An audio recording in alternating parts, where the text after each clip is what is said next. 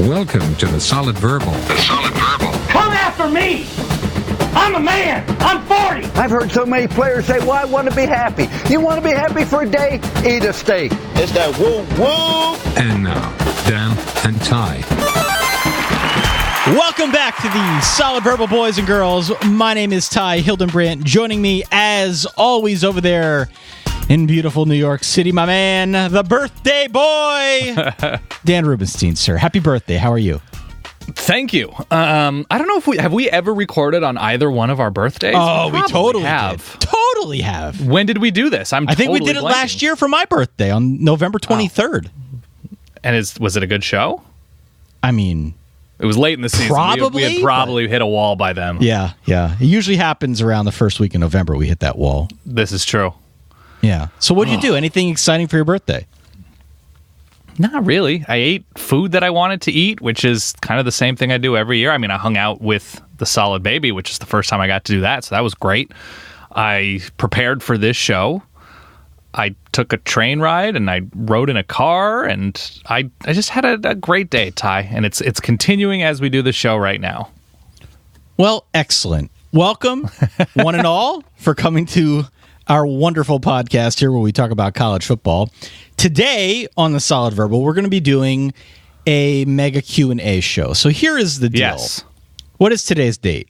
July 25th? 25th. My birthday. You should know this. It's your birthday. Yeah. Today is, in effect, our last mega Q&A before we officially dive into actual college football. Can you believe it? Yeah, you enunciated that incredibly well. Thank you. Actual college football is coming your way next week. We're going to start up with our previews. Mm-hmm. And of course, as you know, after our previews, we start talking about games. We're going to have our Fantasy Things live shows coming up. Wink, wink, nudge, nudge. If you haven't already, tickets are going like hotcakes. Go to solidverbaltickets.com/Texas if you'd like to be in the studio audience for our wonderful show that we're planning in Dallas, Texas, August the 17th at the Alamo Draft House. That show starts at 8 p.m. And then that's their Richardson location. Richardson location, thank you. Yeah. And then the next morning, like we're the Kiss World Tour, hopping on the bird, flying cross country or halfway across the country to D.C., doing a show. Union Stage, 7:30 p.m., August the 18th. It's a Sunday night. 2 shows, 1 weekend. Both are going to be fantasy drafts. Both are going to be a little bit different. Yeah. And we have now officially, I know people were very concerned, now officially begun the process of fleshing out a little bit what we might select from for both of those shows. Yeah, our list is growing. It's like we're recording an album, and we brought it to you, Rick Rubin, our 414 tracks. We got to narrow this down. And if we don't make the DC show because of some sort of travel issue, which we're not anticipating, the weather looks great right now, it will be an improv show with Jay Gruden, and I'm trying to think of a Nats player right now. Max Trey Scherzer. Turner. Max Scherzer. Yeah. They'll be doing improv comedy, which is probably way better. So we are quite excited. If you have not yet gotten tickets, if you're on the fence about getting tickets, come hang. We'd love to meet you. We'd love to do a show for you, and you won't regret it. And both places are air conditioned. If nothing else, that's right. Yeah, you will be taken care of comfort-wise. I believe drinks are available at both places. Snacks and/or even more robust food options than just snacks are available at both places. Either way, if there are not tenders available on premises, there will be following the show because we like to go out afterwards and say hi to everybody. Hashtag Tenders with Ty. Hashtag Tenders with Ty. So solidverbaltickets.com/Texas is your link if you want to buy tickets to that Dallas show. solidverbaltickets.com/DC if you're going to be in the DC metro area and would like to stop on by Union Stage. We're very excited. We're planning. It's going to be an awesome, if not hectic, weekend. Taylor, our beloved producer, who has done our reverbs for many years now, he will be in tow with us, both in Dallas and in his hometown of DC. So stop on by and say hello to all of us. Hope to see you out there. We're excited. I like it. I like the enthusiasm. May I ask you a question before we get into the Please, Q&A anything. stuff? Yes. Have you taken anything from, I laugh as I say this, from any of the media days? Is there anything that jumped out to you in Pac-12's taking the championship game to Vegas eventually once they build that stadium? Yeah. I think LSU, there's a bunch of stadiums that might start selling alcohol, but LSU is one of them. Anything at all on the preseason all-conference teams, on what coaches had to say. Chris Peterson said, I don't know. Is there anything that really stood out to you? The Vegas thing stood out to me a little bit. Okay. And I'm not, to be honest, I'm not sure why. Right? It's just like another place. And obviously, there's a whole industry built around gambling in Las Vegas, which makes it a bit unique. But otherwise, it's just sort of any other place. The fact that they would have a game there shouldn't be a big deal, and probably isn't a big deal, but at the same time still feels a little bit different. Right. And I did see one thing that stood out, and I don't know if it came from media days or somewhere else, but that Colorado might be playing some really early games this year. Did you see that? I saw that. It was, 11 Mountain Time or 11 Central Time? 10 o'clock. Yeah, it's very early. That is early. That to me... that's a lot.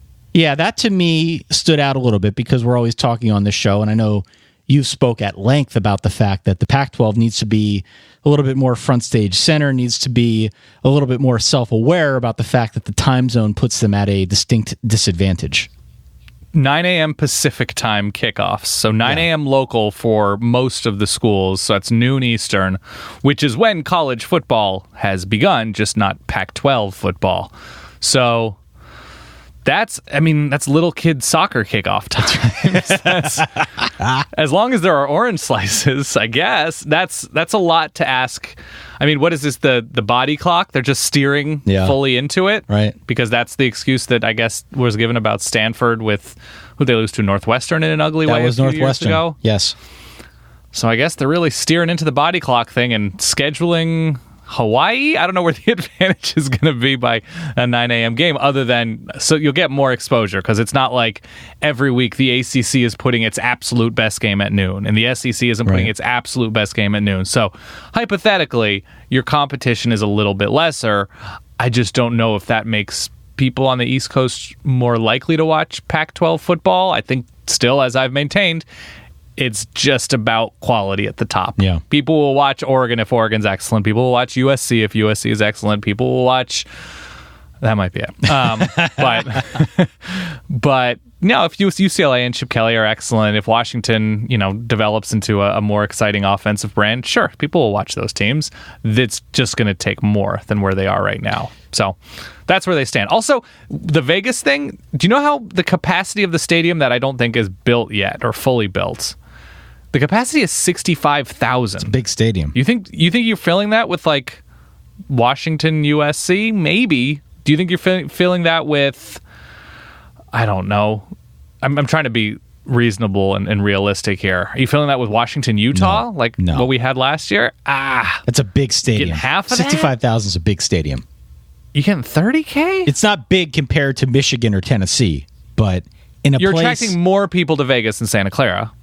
Absolutely. But in a place that doesn't have any kind of deep college football culture, I mean no disrespect to UNLV, 65,000 that's a pretty heavy lift. It's easy to get to. Hotels are reasonable. People want to go to there, right? It's going to be warmer than it is in Eastern Washington, Northern California, in the desert. So I understand the move more so. I just, I have complicated feelings about conference championship games and the Pac-12 going away from home sites. It's all fine. All right, so here is the deal. On today's show... Yeah. Congratulations, Skippy. You've got mail. You've got mail on the Solid Verbal. We're doing our best to pay homage to those of you who wrote into solidverbal@gmail.com, those of you who posted on Facebook, on Twitter, on Reddit, on Instagram, on Friendster, Lord knows wherever else. It's our last mega Q&A before we actually get into real hard college football content, Dan. Mm-hmm. Can we just come to an agreement here before we start? I'll listen. And this is entirely selfish of me. Okay. Can we come to an agreement? No edits tonight. Wow, yeah, definitely. Okay, who wants to know Ty's day job? Whatever. Who no, wants we're not going there. Whatever happens on this show. I'm not cutting anything out. Okay, that's fair. If you're confident with that, so am I. Yeah. If you're confident with everybody knowing that Ty is an executive at Trader Joe's, then I am too. Sounds good to me. All right, where do you want to go first here? Let's start with the question that lives atop our document here. Okay. Which is more realistic?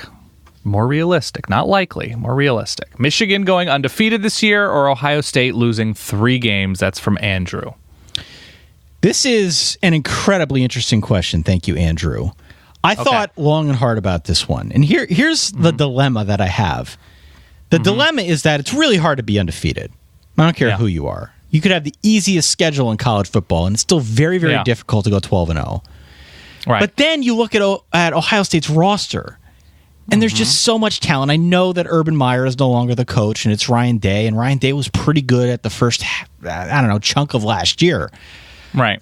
But I can't see them losing 3 games at all. There's just so much talent there. Obviously, the Big Ten East is pretty good, and there could be a couple teams that sneak up on the Buckeyes. But if I'm picking the more realistic of the two, I'm almost inclined to go 12-0 Michigan. I'm going to go the opposite way. Was Ohio State a sneeze and a half away from losing to Maryland? Yes. And Penn State? Yes. How many losses would that have given them in the regular season last year? 2 more. 3, right? Yeah, they lose to Purdue. Right. So that's 3 total. And that's what this question is asking.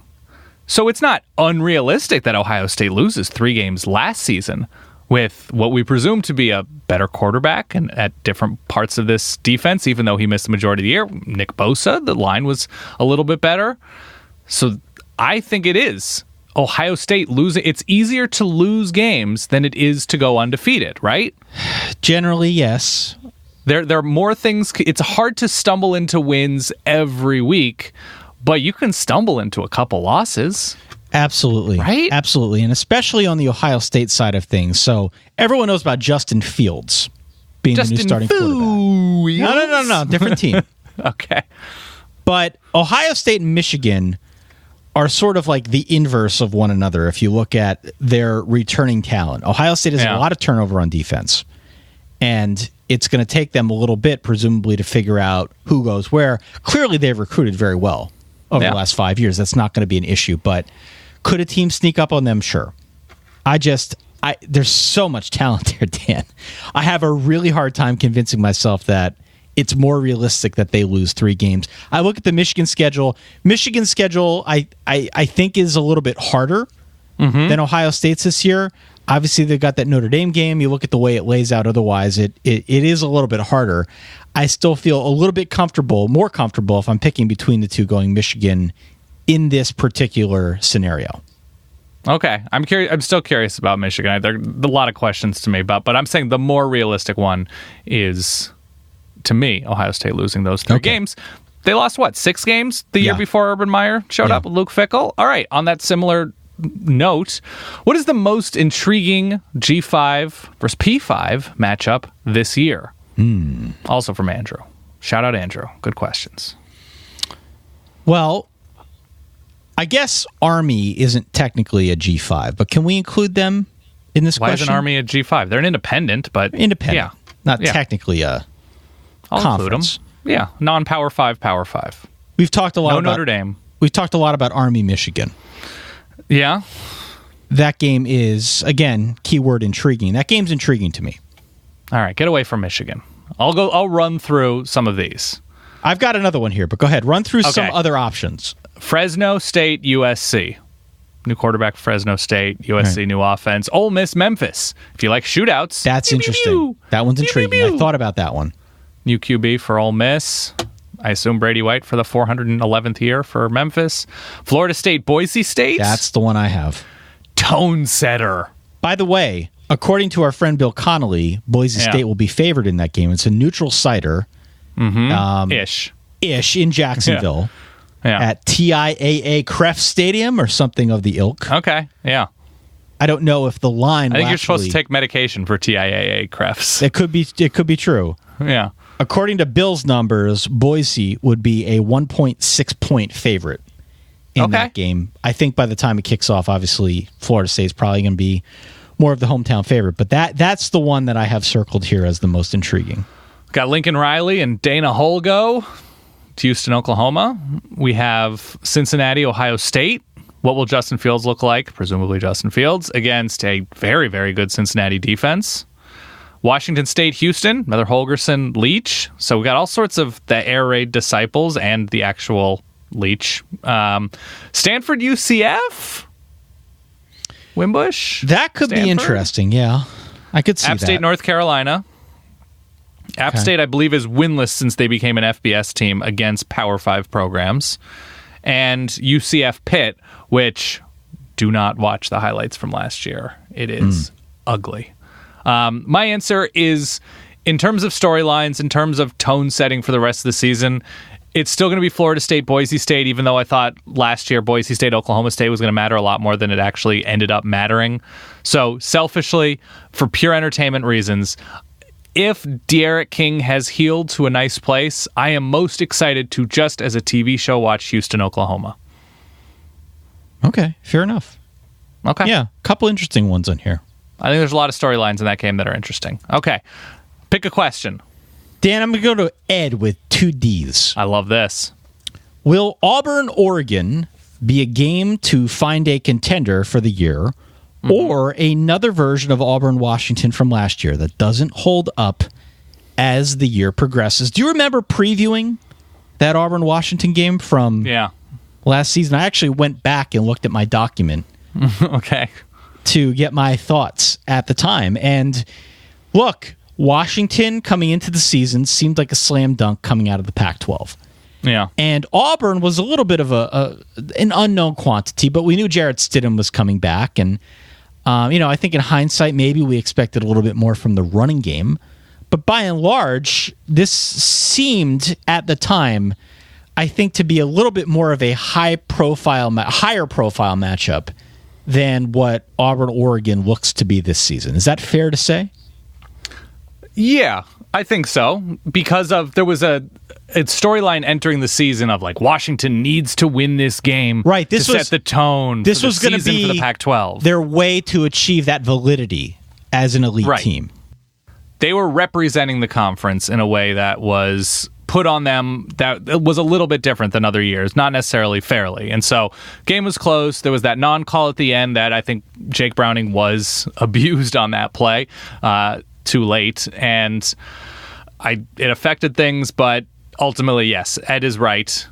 This game did not... Washington wins the Pac-12. They make it to the Rose Bowl, but didn't matter because it's a non-conference game. So will Auburn, Oregon be a deciding clincher for somebody to make or not make the playoff, I think is his implication. I happen to think that Oregon running the pistol has a 9-win ceiling. Okay. If they don't look decidedly different this year, if they're not a new look offense with basically the same players, they look like a 9-win team. But that's kind of like what Auburn's ceiling right now looks like with the uncertainty at quarterback, and now Gus Malzahn's taking back control of the offense. In the SEC West, right? In the SEC West, so they could be a 9-3 team that looks like a 10.5 and 1.5 type team. But I'm going to say one of these teams is in a playoff conversation in early November. Doesn't necessarily mean they're there at the end, but I'm saying by early November, this is like, even a team that loses this game, that could be their only loss, for sure. The question itself is a bit flawed because the game last year was starting from a different point than the game this year. The expectations going into the game are different, and I think that influences at least how I feel about it. It's a really good non-conference matchup. I don't think we're going to be finding a contender. I don't think that going into the game. I don't think that coming out of the game. But so whether or not that holds up moving forward, I guess, is in the eye of the beholder. But for me anyway, I view it as a really interesting early season barometer for where these teams are at. Auburn, obviously, new starting quarterback. Oregon trying to do some different stuff. It's interesting on a number of levels, just not from a playoff perspective. Maybe not even from a conference championship perspective. Oregon looking completely inept on the road at all points last season and barely backed into the bowl win. I don't even know what the score was, 7-6, 10-7, something ridiculous.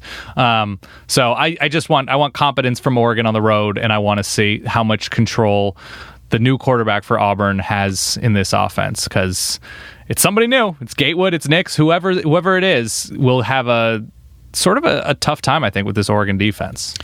Daniel, this comes from Happy Hombre. Yeah. If you were unable to watch the game you've been waiting for all season live, but were able to listen on the radio, would you tune in, or would you wait to watch the game later on DVD? Again, that's from Happy Hombre. We may be the wrong... I think you meant DVR, but I like the idea that it's DVD. Oh, did I say DVD? I meant DVR. Here you go. Here's your digital video disc. Same difference. Yeah. We may be the wrong people to ask on this because, as you know, we do a show very early, Sunday mornings. We have to pay attention to everything. We're always, I think, in this mode where we need to try and follow the action live. If we don't see it live, it makes it harder after the fact. We have weddings. We have events that we need to go to that happen to coincide with games that we'd been looking forward to for a long time. We're real people, but only in a sense. Right. So what is it to you? Is it listening to the radio and, hearing what happens live as it's happening, or holding out, abstaining, maybe turning your phone off, listening to music or podcasts, that kind of thing? I've never been able to do that. Yeah. I think that radio's the answer. Radio's the answer. And Dan, I listen to a lot of games on the radio. I talk about it through the course of a season. I actually like listening to some of the team-specific broadcasts. It gives you a flair for the game, insight into the game that you wouldn't get watching some of the national commentators do it. Yep. So I've got no issue with listening to a game on the radio. Granted, it's not like watching it on TV so you can see with your own eyes what's going on, but there is it's engrossing in its own way. There's an art to that radio broadcast that I don't feel like I'm being deprived if I have to listen as opposed to view. I'm with you. Travis wants to know, can Kentucky use a running back by committee to get the same results as where they were with Benny Snell last year, or better? How much of a leap forward will Terry Wilson make with the passing game this year? It's a good question because, again, we talked about it on the Dude Show. Yeah. That offense was very rush heavy. For sure. They ran a lot. They had Benny Snell. He was a 4th-round pick, went to the Steelers, obviously very, very talented. This season now without him, it's obviously, as Travis said, more of a running back by committee. And I think the offense as a whole is going to be a little bit more balanced. So Terry Wilson's going to have more opportunities, presumably, to improve in the passing game. Wasn't terrific last season. Obviously has a ton of room for improvement in 2019. They are going to need to do, Eddie Grant and this offensive staff, figure out a way to manufacture yards in a sort of indirect, efficacy way, because Terry Wilson on 3rd downs last year, I looked this up in preparation for Travis. I care about Travis. On 3rd downs, the number 100 quarterback in the nation on 3rd downs had a rating of about 120. Not good at all. Not great, no. Terry Wilson was not listed in the top 100. So I had to dig and look up situational stats about Terry Wilson. He was at about 106. So they need to get to a lot more 3rd and 2s so that he's just dumping stuff off or he's making plays with his legs, because any notion of him developing significantly as a passer would be almost too much to ask for. That is probably not going to be how Kentucky wins. I think they're going to try and open things up, but I think it's more in the how do we find 4 yards in the screen game kind of thing, like a de facto way of running without having Benny Snell, because ultimately Benny Snell was the hammer that made the offense go. And it was an alley-oop situation with that defense that was able to get opposing offenses off the field so quickly. So you wear down those opposing defenses with a back like Benny Snell. He was the perfect running back for them, and he stays healthy. He's able to get extra yardage. He was terrific, and he'll be missed. Maybe they go 5-7, maybe they go 6-6, which is still okay for Kentucky football, but if even 3rd and 7 feels like a mile sometimes if they have to go downfield. Yeah. All right. So I'm not super optimistic on Terry Wilson as a top 8 quarterback in the SEC. Daniel, let's go to Lamb to Slam. Yeah. I went to high school with this guy. That's not true. Better season, Shea Patterson or Justin Herbert? Oh, man. This is a marriage question for me. How do you feel here? I think it's Justin Herbert. I think there's going to be a bit of a push-pull for Michigan in terms of philosophy on offense, where I think Jim Harbaugh is saying all the right things in June, July, March. Oh, yeah, we're looking to evolve. We're full control to Josh Gaddis. But it feels a little bit like LeBron saying, like, oh, I'm going to play center now. I'm not going to dribble the ball up. I'm not going to run fast breaks anymore. And then come February, LeBron has the ball in his hands. Come November, oh, look at that. Michigan has a fullback out there, and they're just going for another dive on 3rd and 3. So I think Justin Herbert, as much as I don't like the pistol, I think his upside downfield making plays is higher than Shea Patterson. And I think the defenses he'll be dealing with are a little bit easier to put up numbers against. So I'm going Herbert. That's a fair assessment. I'm going to go Shea Patterson. As you'll find once we get into our actual team and conference previews, I'm very high on Michigan this year. Yeah. And I think he stands to benefit from an improvement elsewhere on offense. I think another year in that system will help him dramatically. And if Michigan does what I think, it's going to be hard not to answer Shea Patterson to this question. He's a very good quarterback. He just needs another year in the system. So give me Shea. Let's get away from pure Michigan, for God's sakes. This comes to us from Coach O is Lord. Whoa. Coach O is Lord. This actually may be Ed Orgeron asking this question. Not Coach O is actually the handle of Coach Orgeron. Never mind. Similar to LSU with Joe Burrow, what teams are just one piece away from breakout years, and what pieces do they need? And then he wants us to talk about LSU's new locker room, which I guess we can for a few seconds, but I don't know if that college football is necessarily a one piece away unless it's quarterback. And so do you have teams that right now they appear to be in pretty good shape, but at quarterback, they're just a little too iffy. And with the right quarterback, they're winning 2.5, 3.5 more games. Hasn't this been like, I feel like we've done full episodes on Florida being this team for the last 3 seasons now. If they get better quarterback play, they might be this team. Part of it is quarterback / coordinator, right? Correct. It's hard to say like it's just on the quarterback skill set, but let's say one piece in saying that it's offense and quarterback, philosophy and the actual talent under center. Right.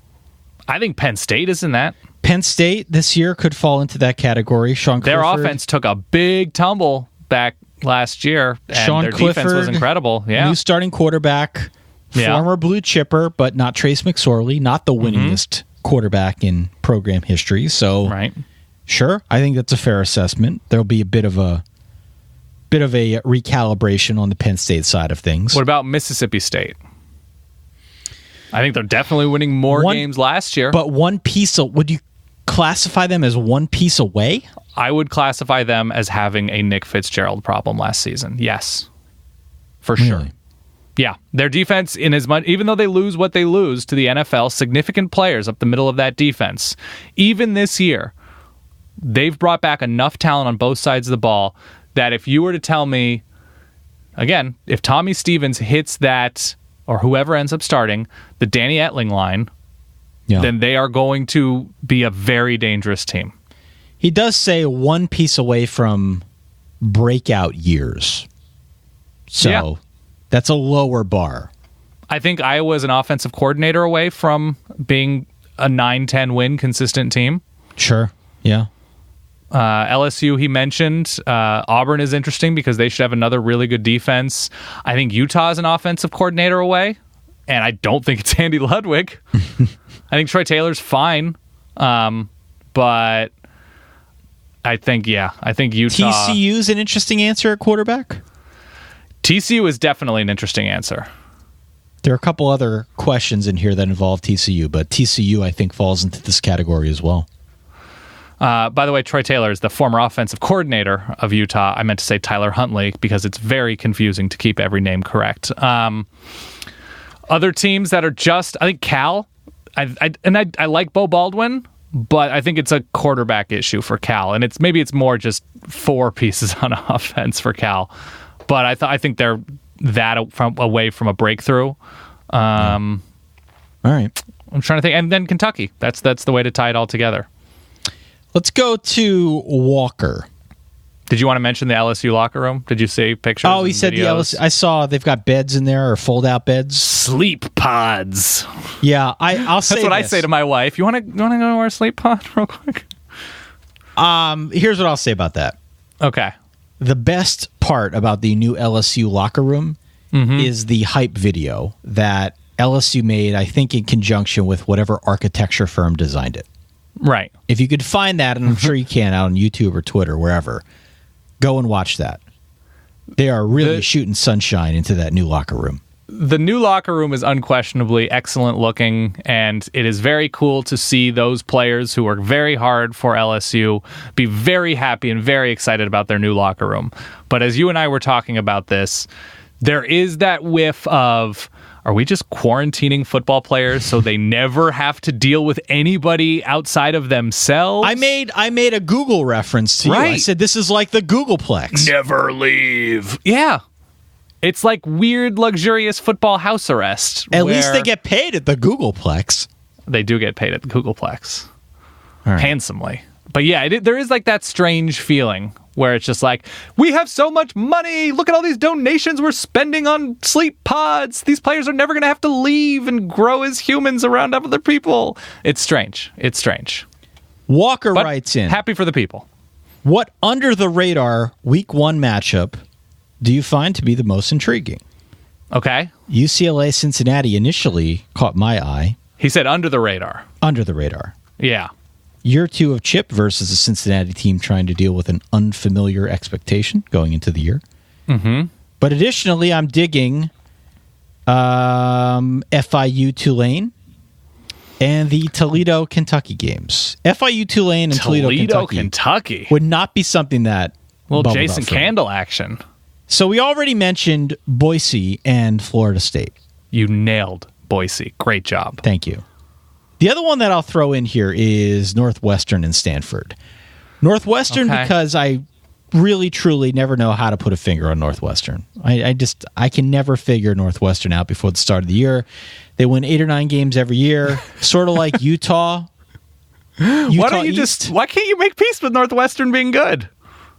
I had no problem with Northwestern being good. I'm saying I can never predict how they're going to finish. But you could just say they're going to be pretty good and be right every year. Northwestern's probably going to be pretty good. There it is. Northwestern, Stanford. There was that weird body clock game a couple years ago. Yeah. Stanford lost. I have real questions about Stanford this year. Same. And this could be I like a couple pieces on defense, but in terms of offense, there's a lot to be a little bit wary of. So those are my 2 answers. Boise, Florida State, Northwestern, Stanford. Anything else that I'm missing outside of, what's he got here? FIU Tulane?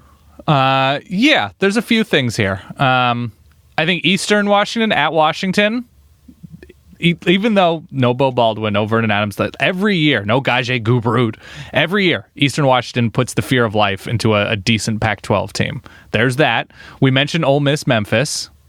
You got Rich Rod calling plays for Ole Miss. We got all sorts of fun storylines in this game. I think South Carolina, North Carolina, the premiere of Mac Brown. And the game generally gets a little bit strange. I think I was looking through here. I mean, Virginia Tech on offense is going to be kind of wild. They have Boston College, so they have a conference game week 1. Here's my very under the radar game.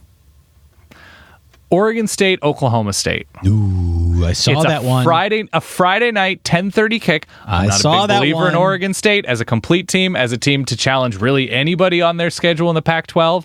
But if you remember, last year, week 1, they ran all over Ohio State. they're a team that is taken lightly traditionally. I mean, not traditionally, but lately. And they quietly have a very good running back in Jamar Jefferson. Oklahoma State working in new quarterback, new offensive coordinator, strange week one happenings at night, deep into central western Oregon. I don't know. I think that's under the radar, kind of interesting. Oregon State will probably, because they're not a deep team with talent, they'll be as healthy as they'll ever be. So, I don't know. My Danny sense is tingling.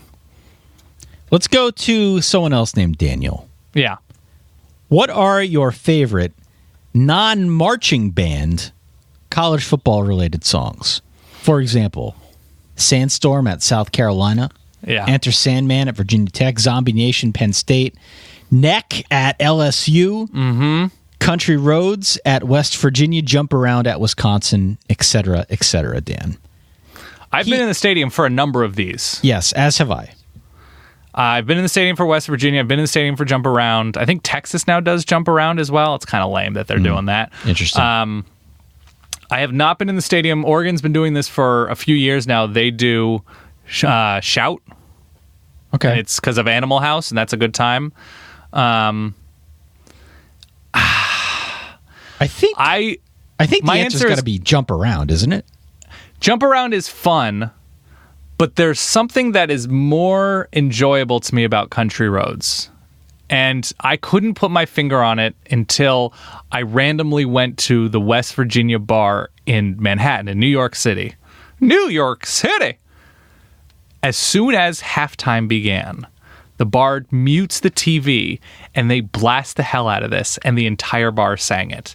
And so by the extension of the West Virginia fandom to this random bar sold me on just how fun it is to sing with a bunch of West Virginia fans instead of just jumping around. So that's my answer. All right. I'm going to go Jump Around at Wisconsin. Okay. That's pretty cool. Let's go to Andy. He says, are recruiting rankings biased towards recruits who commit to blue blood schools? Very good question. We've done a number of shows here on recruiting over the years. Yeah. I would say, Andy, that you're close. You're close. I think the answer is sorta, but explain. Sort of. What I was going to say is it's not so much where the recruits are committing, but rather who is showing interest in the recruits that tends to influence the star ranking. So, for example, if you are Toledo showing interest in a quarterback, it might not have as much pull as if, let's say, Ohio State were interested in the same quarterback. Then all of a sudden people are paying attention. Right. Does that sound right to you? Yeah. Okay, so my answer to this is basically we are never going to be armed with all of the information about the recruitment of anybody.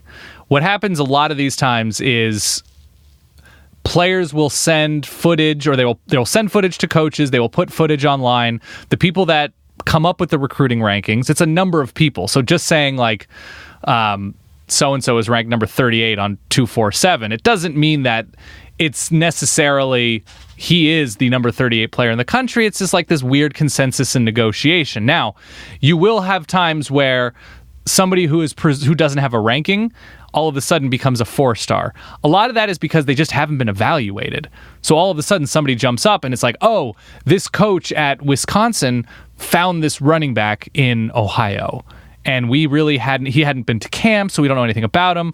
But then we saw him at this camp, or we saw him at this, the opening or one of those types of events. Sure. And yeah, it makes sense now that we've seen him alongside other guys. So sometimes guys just aren't evaluated and make a big jump. And different services have, like, they're either NR, not rated, or they're 2 stars or 1 stars if they haven't been evaluated yet. Also, sometimes people that are presumed to be 3 stars were backups, and you really couldn't get an idea for how good they could potentially be against top-notch competition, and then they go throw at South Carolina, or they're at the Elite 11 camp and they make a big jump. It's a matter of having the data a lot of the times where these guys make jumps, and as soon as more people get data, the guys who are showing more positive traits and more potential are getting bigger offers. So sometimes it's just a fluid process that all of a sudden Alabama's offering a guy doesn't mean they're necessarily becoming a 5-star. Alabama's offering a guy because there are more data points that say, oh, he is this dude. So I think that's where the confusion rests a little bit. But if it happens a week before signing day and we've had all of these data points for however many years and all of a sudden outside linebacker committed to Toledo this whole time as a 3-star suddenly gets a Notre Dame offer and becomes a 4-star, it becomes a little shadier. But I think it's more complicated than, oh, they committed to this school, they got bumped a star, because a lot of times they commit to that school because more data is available. So we're sort of on the same page here, I think. Yeah. Okay. Yeah, it's complicated, and it's not just a favoring of the Blue Bloods in that, other than the fact that, like, you know, top players want to play for the schools that prove that they can develop them and that have invested in them, whether it's facilities and academics, whatever. You know, it's investment begets investment kind of thing.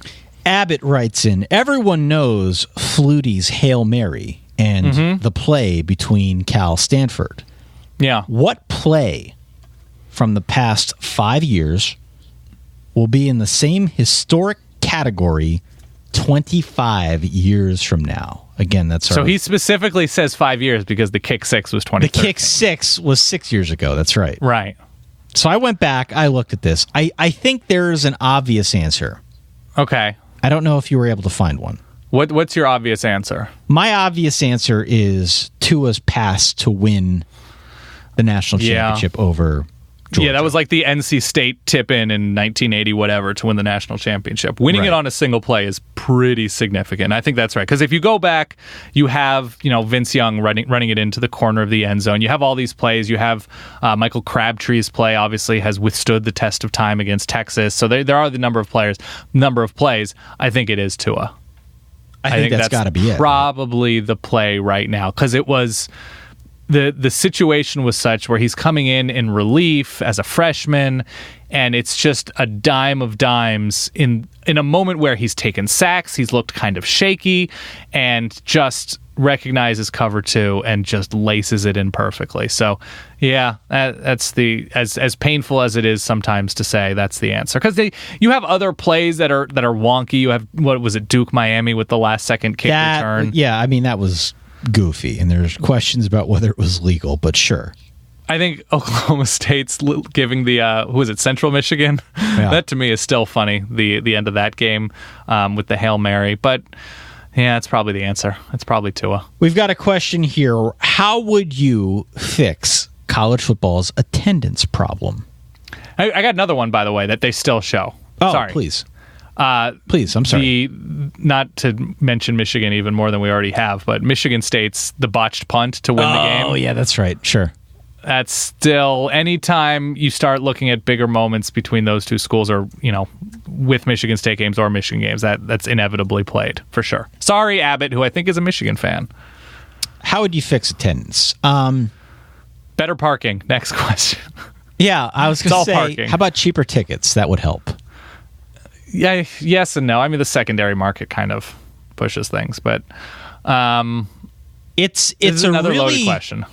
It's a loaded question, yeah, and it's one we've been talking about for a couple of years now.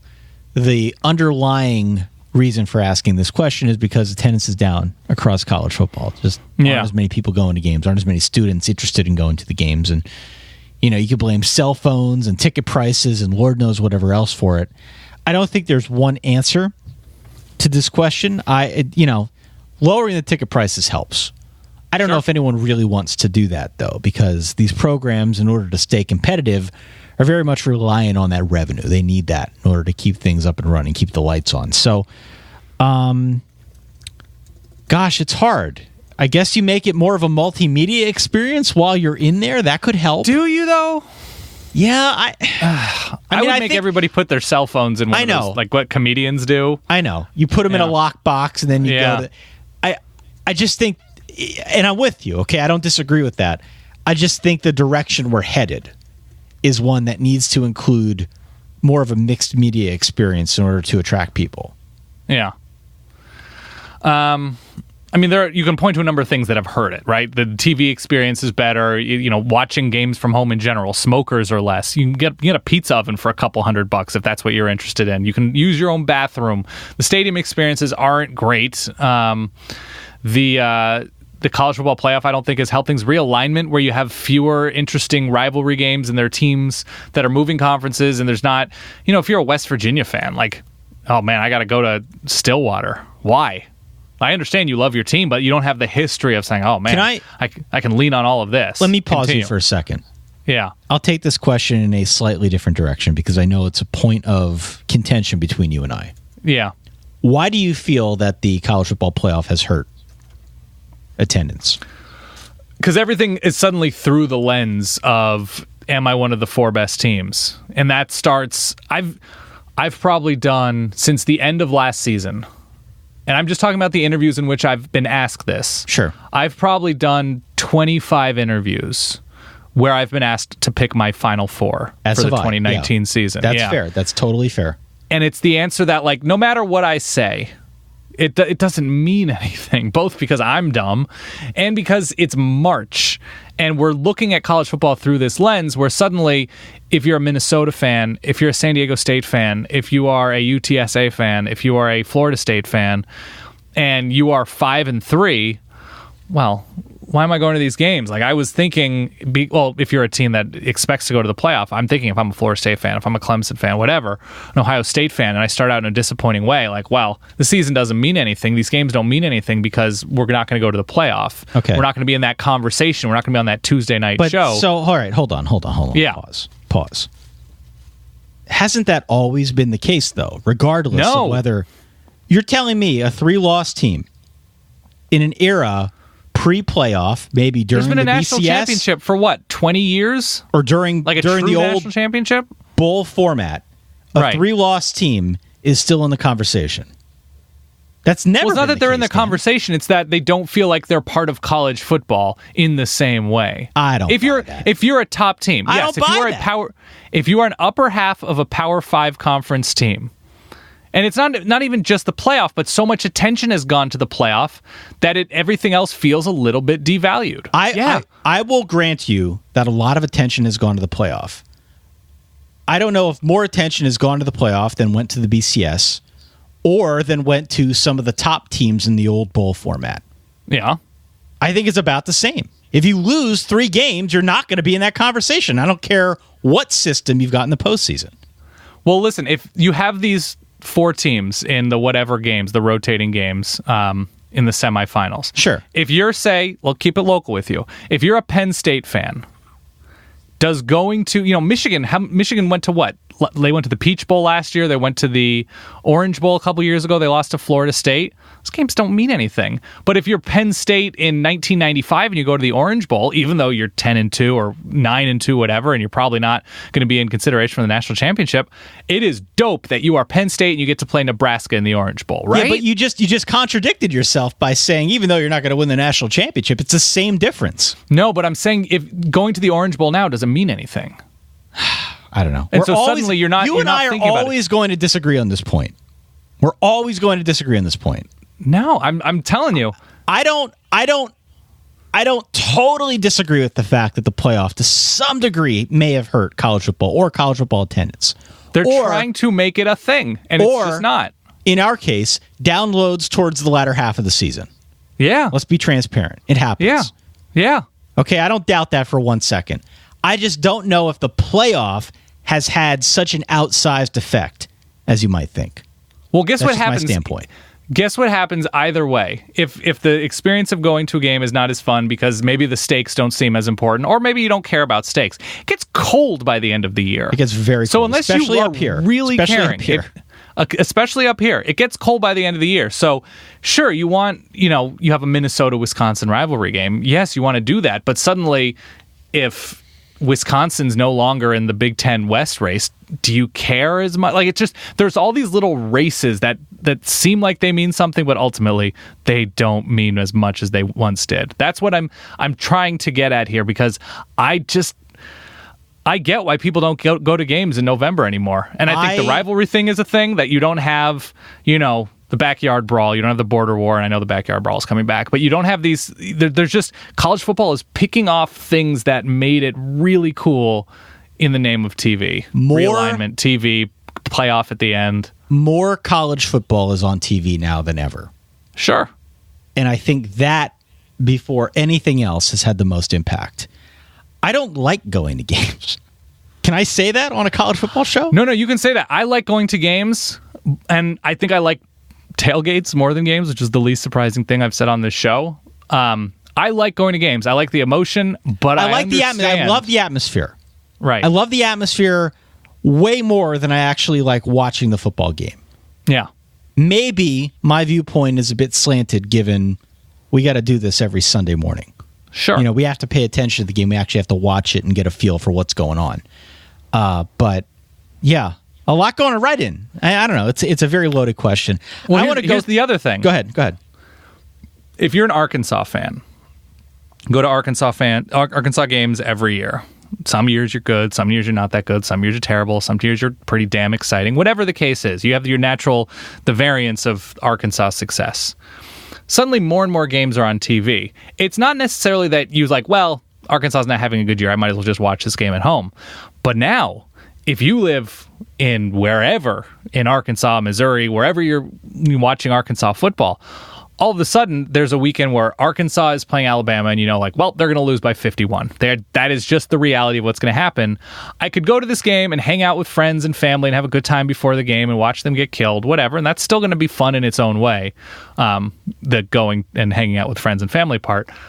Or I could stay home and watch Michigan State, USC Oregon, and Clemson Florida State. And these are games because I am now so much more aware of what's happening nationally. Thanks to the solid verbal. That's right. No, I'm more aware of things happening nationally because I have the option to watch all of these games.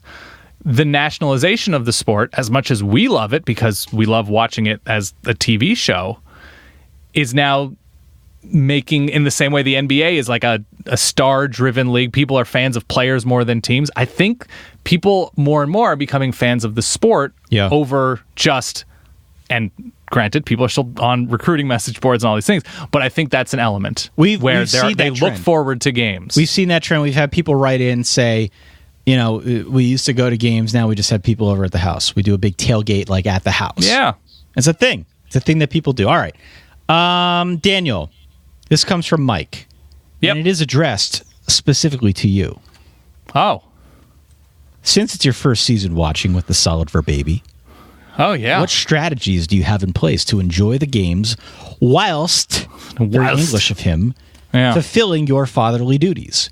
It says, as a father of 3-year-old twins myself, I could say the first 2 years were easy, but I am wondering how to tackle this season myself. Thank you, Mike. A good question for the birthday boy here, Dan Rubenstein. What are your strategies? Have you thought this through at all? Yeah. Work in college football and do so before you met your wife. So you can say Saturday's a work day. In all honesty, if you are, 3-year-old twins? Yeah. That's a handful. That is a definite handful. You are going to have to pick and choose. It's just watching from 12 Eastern to midnight or whatever. It's more than anybody can handle unless they can say, I have to watch all of these. It is for what I do. So you're picking and choosing. You are maybe staying up extra late past, when your kids go to sleep, waking up extra early, though I imagine 3-year-old twins probably wake each other up pretty damn early. So it's watching into the week. There are YouTube channels that have these shortened and condensed games that are pretty great for anything you miss, to just have some part of it in your life. And YouTube is on most TVs now, so you can have a pretty good experience with it. But really, it's looking at the schedule today, and talking to your significant other and circling some events and saying, I'm going to be around. I'm going to help. These are the times that are important to me. I don't anticipate being able to watch at all, but at least I'm giving you the heads up that I'd love to watch LSU Alabama in early November. Yeah, I'd love to watch Bedlam. Just pick your spots and give advance notice as long ahead as possible. This is why the window of opportunity is so vital.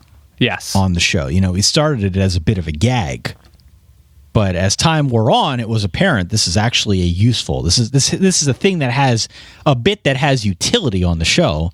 But little kids throw a wrench in that. Little kids do throw a wrench in that. You're right. The window of opportunity is great if you're dating somebody, if you're married, and maybe they're not interested in college football, but you're super interested. You're like, well, why don't we I'll do a bunch of grocery shopping between 3 and 4:30. I don't really care about what's happening between then. Or, we have this party, so I'm going to go, and that's fine. The window's great at 7 to 9, whatever it is. But little kids need a bunch of attention. This is true, yes. And they're not willing to be on your schedule. So I think you're going to have to negotiate in a pretty shrewd way well in advance. Daniel Edward writes in. He also asked another question. Oh, that's right. That you conveniently forgot.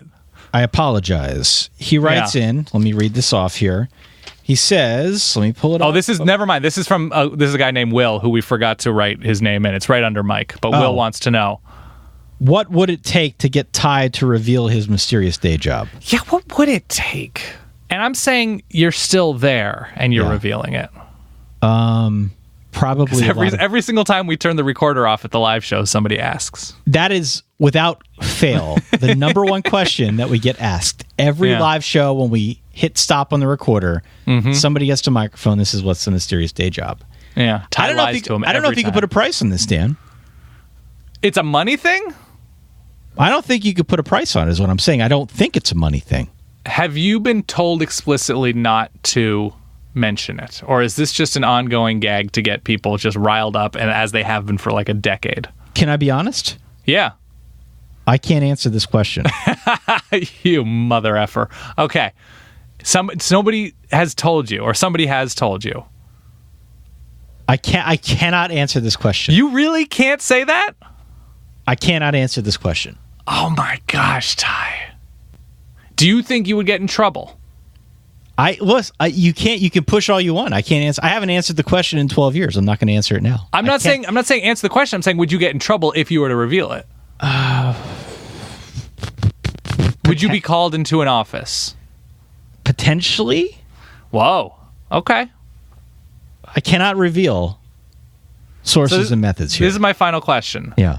Is it more you or is it more external? Is it you covering for your... You're making me very uncomfortable now. We agreed to no edits, which is why I'm asking this question. And I don't appreciate being put on the spot like this. I used to ask you questions like, if a Hollywood actress moved to your hometown, what would your strategy be? If she moved to like your cul-de-sac... Never had an answer for that question, did I? I know. Nothing that really satisfied me. No. I think I used Charlize Theron as the example. All right, next question. Since Ty is now he's in a wad. He's in a ball. A wad. Thank you. Yeah. So Parker wants to know. I think he's part of the Frogs O' War clan. Okay. TCU site. TCU's getting a lot of hype. Conditional on a big if, as in, do they have a quarterback? How big is that if? And are you buying stock on the Frogs as a dark horse for this fall? Oh no. I assume he means dark horse Big 12 contender. Brother Parker. Yeah. He says big if. How big an if are we talking here? Are we talking size 72 font or size 372 font? Because for me, as somebody who was recently divorced from TCU, it feels like it's about 592 point font. Such a huge if. They added like 7 dudes. You ever drive by a house that has 11 cars, but they're all like Toyota Tercels? Yeah. They've got options. There's one in the neighborhood here, sure. I'm sure. I have one near my parents' house. We're like, if they got 11 cars worth a combined $1,200. Yeah. So, Kavonte Turpin is gone. He gets in trouble. They still have Jalen Reagor. They've recruited well. They've done a very good job identifying guys on defense, as they always do. They've got 2 really good-looking tackles, but the inside of their line isn't great. Terry Anderson's there. Let's say they get a B+ out of whoever starts at quarterback. Sure. Is TCU pushing double dig? They got some landmines on the schedule. They got Purdue, I believe, early. Yeah, early. Not the easiest schedule. Pushing double digits, they could get. So if I said maybe. Okay, so if I gave you an over-under of 8.5 with B+ quarterback play. See, I'm the worst because I jinxed TCU. Like, you really don't want to ask me this question, Parker. I would go over. I always go over on TCU. That's my problem. I went over last year. I bet actual U.S. currency on the over. I think it was 7.5 last year. Okay. Whatever it was last year, I bet the over and I lost. All right, let's go. How many of these quarterbacks are you worried about? Arkansas, Pine Bluff, whoever it is. No. Okay. Purdue in the Singularity. At Purdue. Always. Oh, always. I'm not that worried about him. SMU. No. Not terribly worried about their offense. New quarterback, Ben Hicks gone. Right. Kansas. No. Not worried about their offense. Brock Purdy at Iowa State. Definitely. In Ames. Definitely worried. At Kansas State, year one of the Chris Kleiman experiment. Yeah. I don't know if I'm worried, but I think they'll be pretty... I think I saw the Chris Kleiman experiment play Jazz Fusion at the Knitting Factory. At Kansas State, it's tricky. Yeah, Texas Yes. and Sam Ehlinger, one of the best, probably 8 quarterbacks, 12 quarterbacks in the country. Sure. At Oklahoma State, I think there's reasonable worry there. Quarterback is usually a position of strength in Stillwater. Usually pretty good. New coordinator. Could be Drew Brown, Spencer Sanders, who knows. Baylor, Charlie Brewer's fine, but that's at home. Yep. Texas Tech, new coach, new coordinator. Alan Bowman, we know, has a pretty impressive ceiling when healthy. British comedy legend, sure. British comedy legend. And Oklahoma, West Virginia. There's some serious landmines. I don't know. I don't think they're winning 9 games this year. 9, I think, is the upper limit. I think they're winning 8. I think they're going 8-4, 7-5. Because they looked pretty ugly at times last year. I think they lost 5 of 6 in the middle of the season. What up? Oh, here. This is a good one. Nebraska. This is from literally just some guy. Some guy. Yeah. Nebraska is getting a lot of hype this preseason, from 4-8 to Big Ten West frontrunner, or in Dan Orlovsky's case, playoff contender. Wow, Orlovsky said that. Do you like Dan Orlovsky? Not really. Really? I like him. I think he's good. Okay. It seems like more often than not, teams like this fall well short of expectations. Was it? See, this is why I hate when people ask me about the who's in your top 4 playoff, because I will forever remember. I think it was our friend Cole Kublik had NC State a couple of years ago. He did. When they had the Bradley Chubb line. What are some examples of teams that actually lived up to the year 2 leap hype? So, all right. So pause for a second. Pause for a second. I want to go back to something that you raised there. Thank you. Mm-hmm. Here's where I stand in the playoff. We're going to talk more about it as we get into our team previews and conference previews and all that jazz. Mm-hmm. I've said it before. We've been saying it all summer. I don't think anyone's coming out of the Pac-12. Wow. Right? If you don't think it, you feel the same. You don't think anyone's coming out either. I don't know.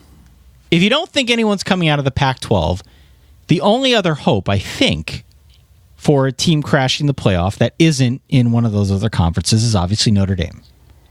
I don't feel like Notre Dame is going to go on another run. It could happen. The season runs essentially through games against Michigan, against Stanford, and against Georgia. But I don't see it happening. Does Notre Dame fall into the one piece away? No. Okay. No, they don't fall into that category. Ian Book is pretty good. Yeah. He's not a Terry Wilson, Chase Garbers type. Okay. So if you're ruling out Notre Dame and the Pac-12, that means that by process of elimination, you have 4 conferences to pick from. I'm picking Clemson in the ACC. I am, shocker, picking Alabama in the SEC. Okay. I am again picking, let's see, who do we want in the Big 12? We'll go Oklahoma. Texas? We'll go Oklahoma again in the Big 12. You want to be a man? Why don't you be a man? And I'm going to go Michigan take Iowa in the Big State. 10. Okay. Michigan in the Big 10. Those are my 4 playoff teams. Okay. I don't know if you've had a chance to think about this or not, but... No, I just don't care. That's where I stand. So his question, though, specifically... is second-year leap. Second-year leaps. He's talking specifically about Nebraska. I don't think Nebraska's a playoff contender.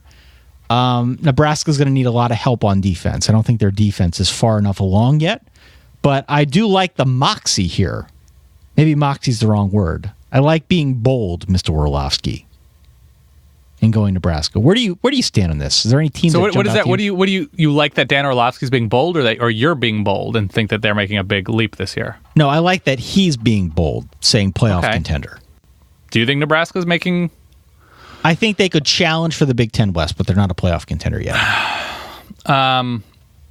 So the hype is not necessarily because people think... It's not entirely because people think Nebraska is all of a sudden really good because they hung with good teams last year.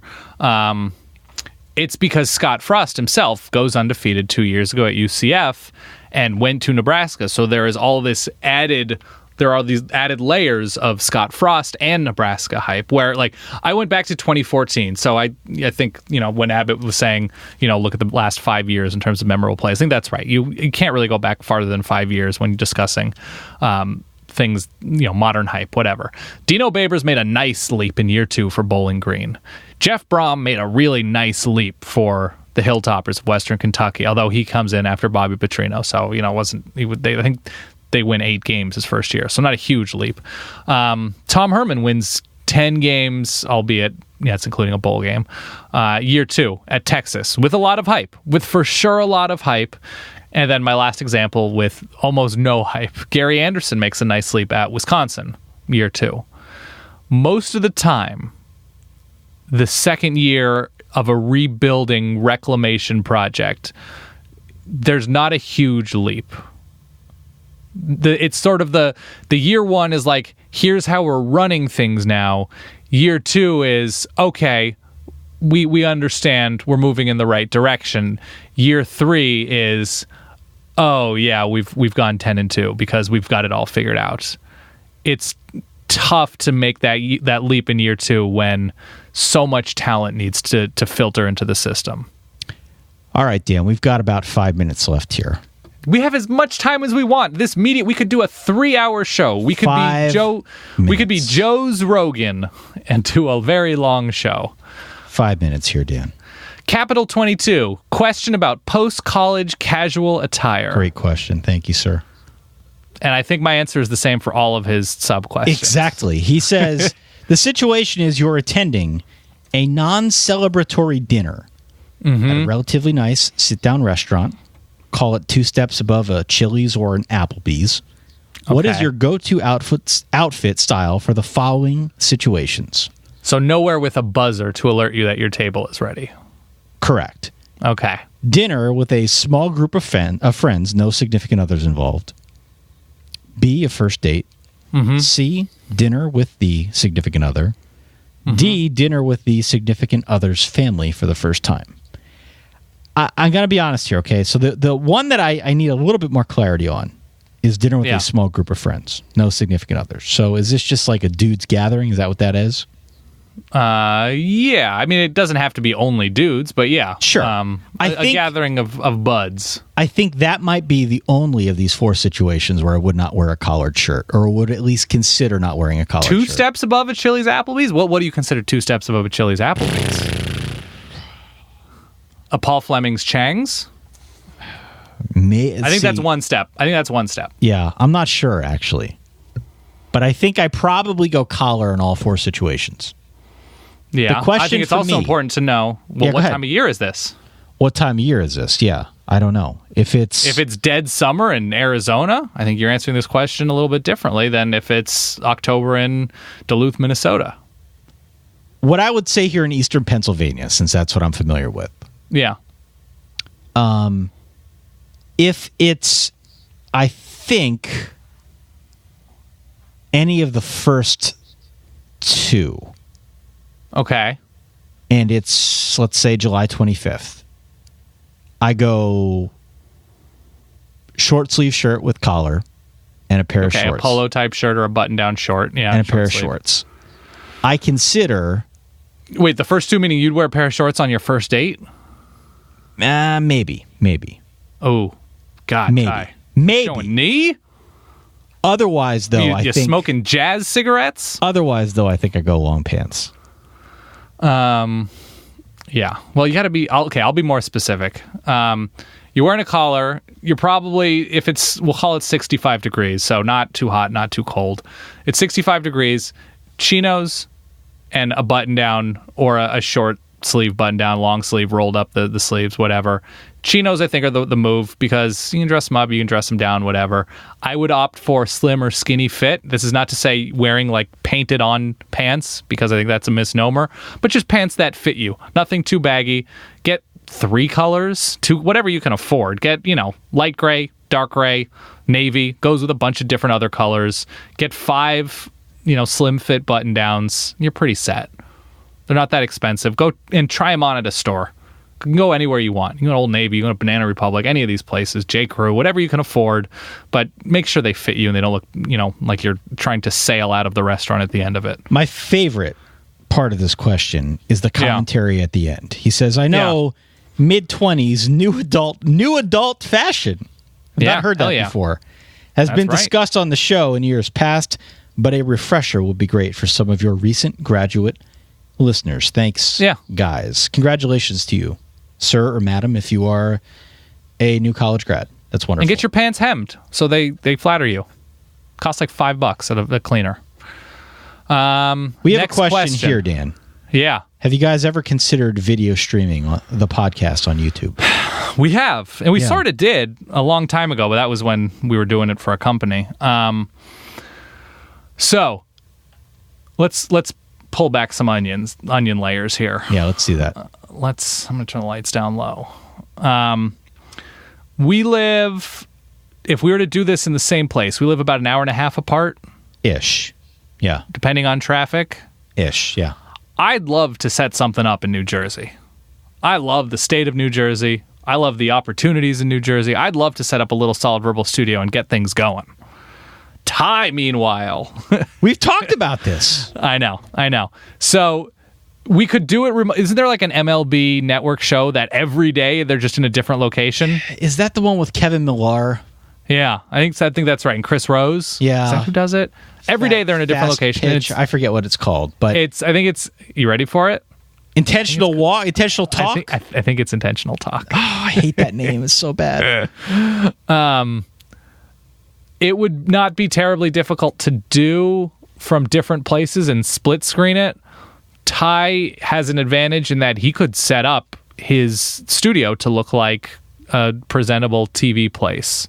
Where I record in a walk-in closet is a little more difficult. I have a little bit of a wall set up now in my bedroom, thanks to the Solid Baby, for shooting some video stuff like I did last year for Sports Illustrated, and we'll see about this fall.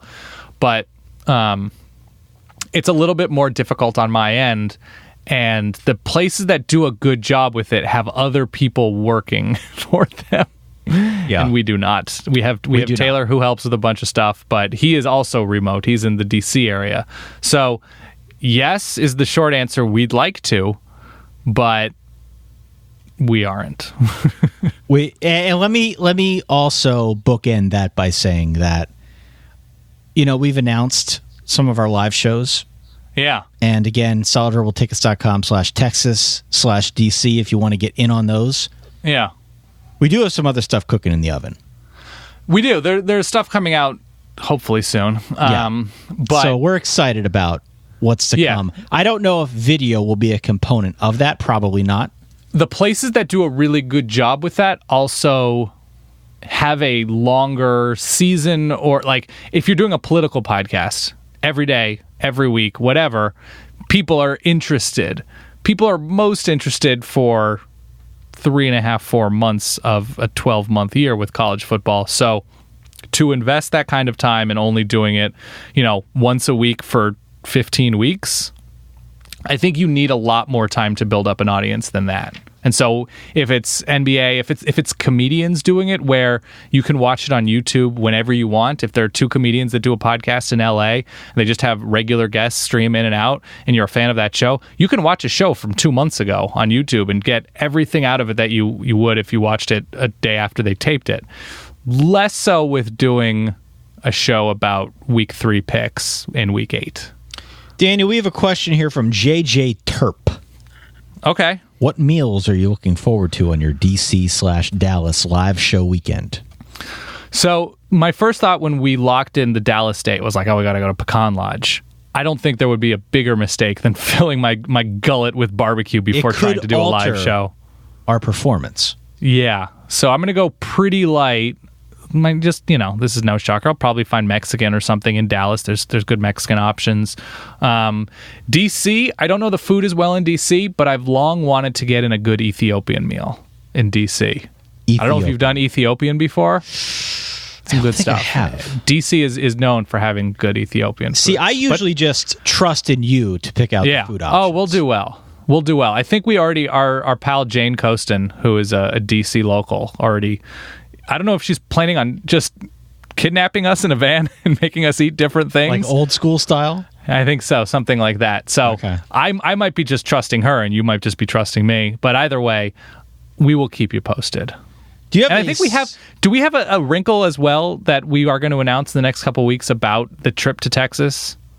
I believe we do, yes. Yeah, we have a wrinkle. So stay tuned. There are some things that are happening. Not to give too much away. Yeah. Okay, Joshua, do you have a secret grilled cheese I can't even talk. Do you have a secret grilled cheese recipe? No. White bread, butter, American cheese, maybe a little cheddar. I've always been fascinated by the people who put tomato on the grilled cheese. Ugh, not for me. I know that's not for you. It's not really for me either, and I like tomatoes. How about this? Anything thicker than bacon on a grilled cheese is no longer grilled cheese. It then just becomes a melt of whatever that meat is. Like, you see grilled cheese trucks, and like, we put short rib. We've got this giant short rib on our grilled cheese. Like, no, it's a short rib melt. It's not a grilled cheese. Cheese is not the star. All right. That's not that hot a take. Dan, I have a final question for you. Yeah. I need to get from you your message for humanity on your birthday, this being July 25th. Be good to each other. Eat less sugar. Exercise, making sure you don't push yourself too hard, but, move around. Go outside and take more walks. Listen to more podcasts. Drink more water. Sleep more. Drink more water. Oh, my gosh. So inspirational here. Literally every day do I send my wife an email saying, hey, how's the day going? Go drink a ton of water. Yeah. Because people just forget. They're busy during the day, and they're not wetting down the water slide. You don't slide down water slides that don't have a stream of water going down, right? You can't do it. Too much friction. You can't do it. Drink more water. Yeah. Listen to more podcasts. Eat more vegetables. Do weight-bearing exercises, pull-ups, push-ups, that kind of thing. Call people up on the phone instead of texting them. Hold on. Should we be saving all of these for a future episode that we've already started talking about doing with our friend Bill Barnwell? You can use those because I can go on for a while. So right. This is another opportunity to say we've done this annual show about emo, and sports video games from the 90s. And last year we did, what was it? Interneting from the 90s? Internet habits of the 1990s, that sort of thing. Internet habits of the 1990s. We do a special off-topic show with ESPN's Bill Barnwell. And you should be, if you're an NFL fan at all, you should be reading Bill Barnwell. You should be listening to the Bill Barnwell podcast. It's terrific. Totally. We have locked in a date for this year's off-topic Bill Barnwell extravaganza. It's coming in the next month or so, before the season. Daniel, I have one other thing I'd like to point out here. What's that?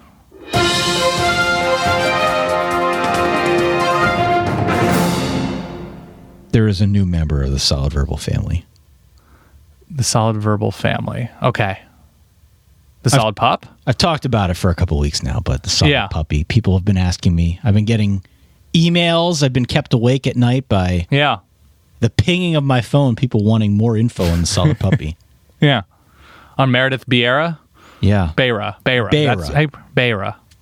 the 12-week-old Samoyed pup. Okay.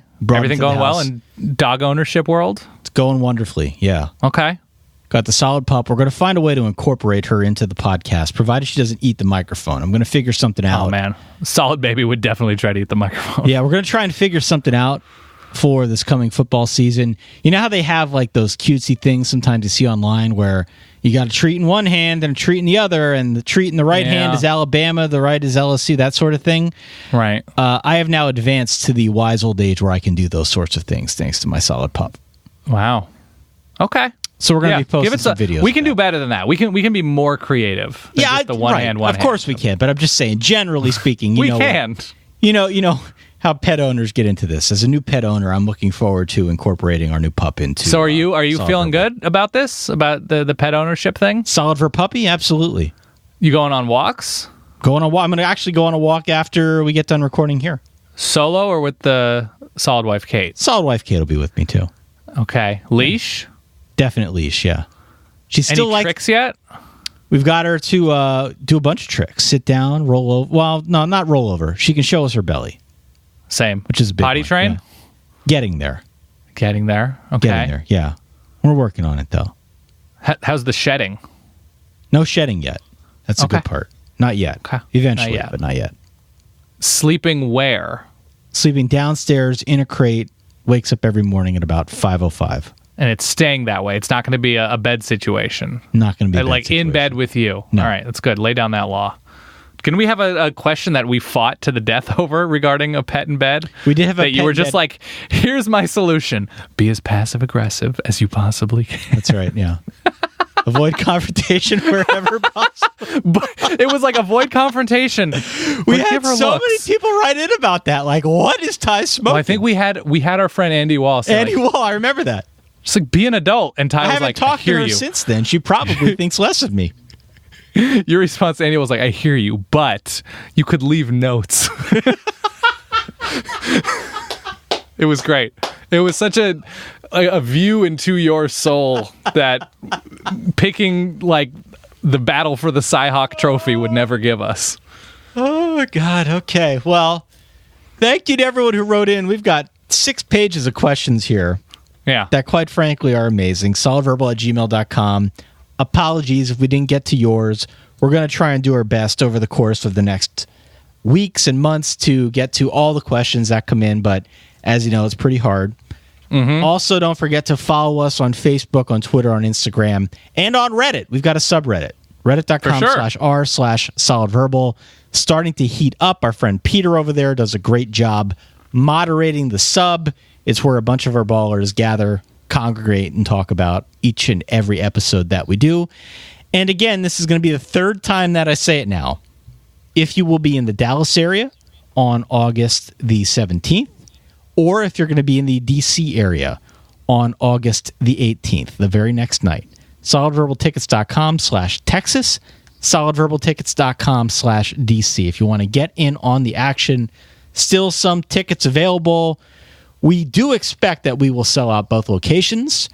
Tickets are selling at a pretty good clip, but as these things go, there are still a few available. So we would encourage everyone, if you'd like to see the show, if you'd like to come out and meet us, please do get on out, go to those URLs, and buy your tickets now before it's too late. Cannot recommend it enough. Big things planned. We're excited. We started talking about Fantasy Things selections this past week, didn't we? Mm-hmm. We did. I'm pumped. All right. All right, that's it. That's all I got. Dan Rubenstein, one final time, happy birthday to you, sir. Thank you. Drink more water. Enjoy the rest of your evening. To everyone out there, enjoy the rest of your week, all of your weekend. We will be back next week. Same time, same place, slightly different topic, still college football. Sure. But let's start talking about the 2019 season. For that guy over there, my good friend Dan Rubenstein. For myself, Ty Hildenbrandt, we will talk to you all soon. In the meantime, stay solid. Peace.